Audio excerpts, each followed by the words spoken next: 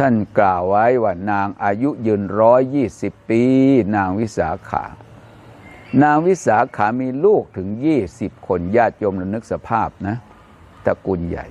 มีลูกถึง20 คนลูกของนางวิสาขาแต่ละคนก็มีลูกคนละ20 คนโอ้โหเท่าไหร่โยมคิดดินางวิสาขา20แล้วลูกนางวิสาขาเป็นลูกสาวทั้งนั้นคนละ20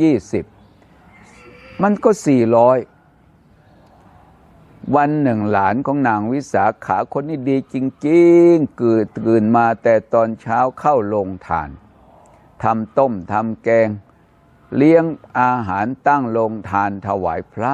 เพราะเมืองสาวัตถีมีตระกูลใหญ่ๆเช่นตระกูลอนาถบิณฑิกเศรษฐีก็ตั้งโรงทานอนาถบิณฑิกเศรษฐีท่านก็เป็นพระโสดาบันลูกจุลสุภัทธามหาสุรพุทธาพวกนี้เป็นพระโสดาบันหมดเลยถวายทานแก่เหล่าสงฆ์พระสงฆ์อนุโมทนาฟังธรรมอยู่ที่โรงทานบรรลุเป็นพระอริยบุคคลโสดาบันหมด